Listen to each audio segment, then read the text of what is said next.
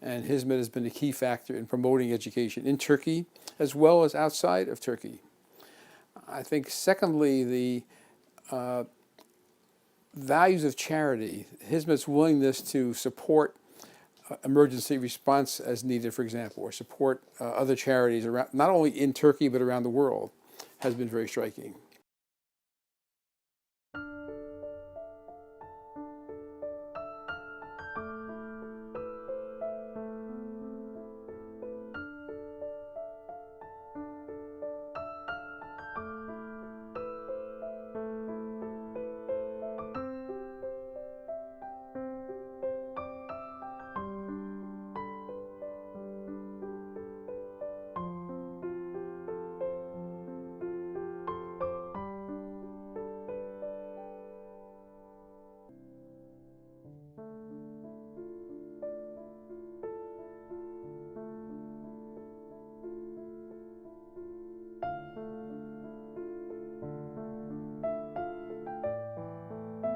I'm Rabbi Lawrence Seidman. I was born in Brooklyn, New York, and moved to California most of my life in California. I was originally trained as an engineer. I've worked for many engineering companies. I have a Ph.D., a doctorate in engineering from the University of California at Berkeley.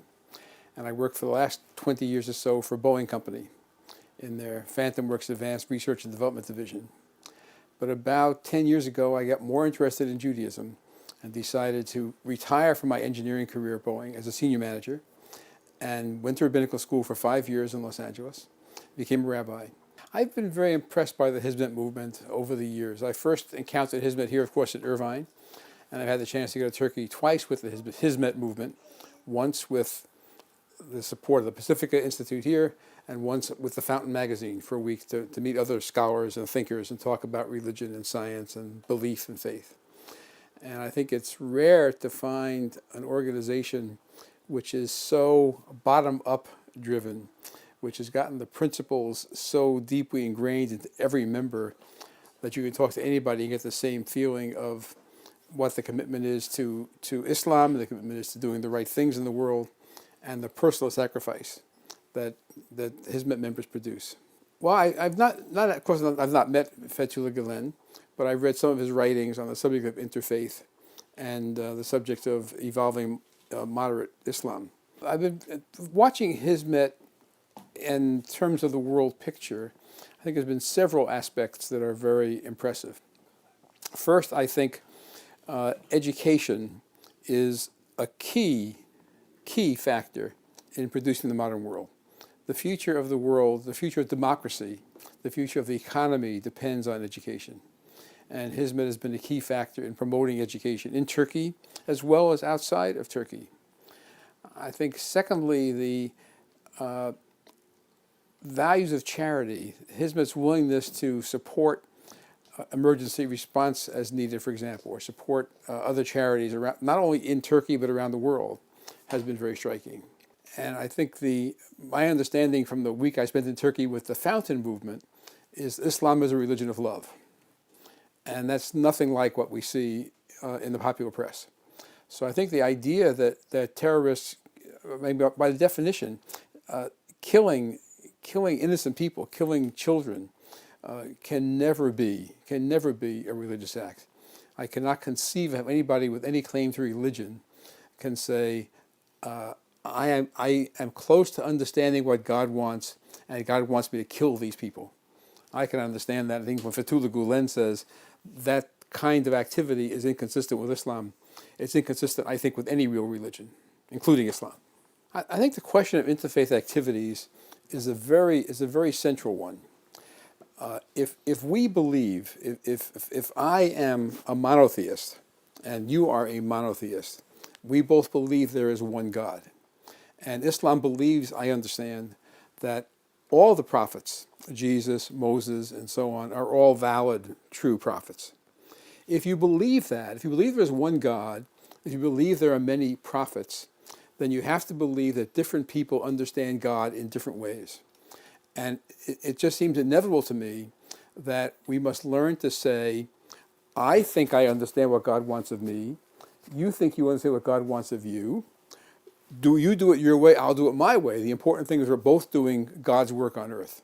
And if we believe we're put here to improve the life of the world, the Hebrew phrase is tikkun olam, to fix the universe, to repair the universe. So we can say we share the same goal, we disagree on strategy. You find it better to pray in Arabic, I find it better to pray in Hebrew, he finds it better to pray in Latin or in English.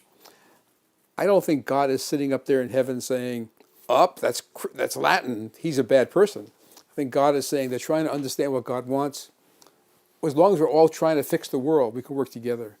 And that requires we understand each other. It requires that we realize that you are good people. They're all good people. And we're trying to do the same, trying to do God's work here on earth in a faith way. I think it's incredibly important because if we're fighting with each other, we're not fighting the real issues. Education is the key, the absolute key to democracy. If you want to have a democracy, you have to have intelligent voters who understand the issues. You have to have education, both so voters can vote intelligently, as well as so the economy can improve, we can do business and science and technology and move on. I visited a few schools when I was in Turkey, and I think there's really three things I want to comment on. One is we visited a school in Niğde that was a very impressive school, and the children are placing high on the university entry exams. I think that's very important. We visited a school in Şanlıurfa, which is focused primarily on Kurdish kids. And wonderful, sweet children coming after hours to this class. And the director told us that he's competing with the PKK, that if these children learn to read, learn to do arithmetic, they're not going to be terrorists in the hills. If he doesn't do anything, they'll be on the streets after school, and they will be terrorists in the hills. So it's very important for that purpose. And I was incredibly impressed when we were in Niğde, and we talked to the man who started the school, and we asked him about his life story. And he told us that he had made a lot of money in business, and he had gone to Fethullah Gülen and said, I'm a rich man, what should I do? Should I build a mosque? Should I build a bridge? Should I pave the road to the countryside? What should I do? And Mr. Gülen said, build a school and teach science, technology, engineering, mathematics. Build a school. And I think that's such superb advice. If more energy was focused on building schools and less on fighting with other religions and less on building big temples and cathedrals, we'd have a much better world. We visited also when we were there 𝐀𝐭𝐤. And if anybody doesn't know, that literally, is anybody there? An organization that responds in much of the world to disasters, natural disasters, emergency occurrences. And the question we asked was, did you respond to Katrina in New Orleans? And the answer was, no, we sent money to our American counterpart organization, and they responded to Katrina. So I think it's wonderful to see a group of people, Muslim in this case, who give charity, fund these organizations, work in these organizations, but are not only limited to supporting issues that affect Muslims on the street, but are equally prepared to work for Americans in New Orleans or any place else in the world where disasters occur and help is needed. I don't claim to understand Turkish politics. I'm not sure I know anybody who understands Turkish politics. And it's easy, apparently, in Turkey to stir up conspiracy theories. People seem to like conspiracy theories. But I cannot understand how a responsible leader of a country criticizes Hizmet, because everything I see is things the country should have. If I think about the U.S. analogy, if we had more support and better schools, if we had more opportunities for poor people to get out of their slum conditions and go to universities, if we had more opportunities, more places to respond to natural disasters, these are all good things. And I would think responsible government would support all those things. I think there's a fear when we hear that the government of Turkey is expressing negative opinions about these. I can only think that that's not a future of democracy. The drive is to have a less educated electorate, a less sophisticated population, fewer educated people coming from minority groups, from the Kurdish population, from the other minorities. And that's bad for the country and bad for the world. So I hope those things are wrong, and I hope those things stop, and we can have a country where everybody can contribute to society in the best way possible.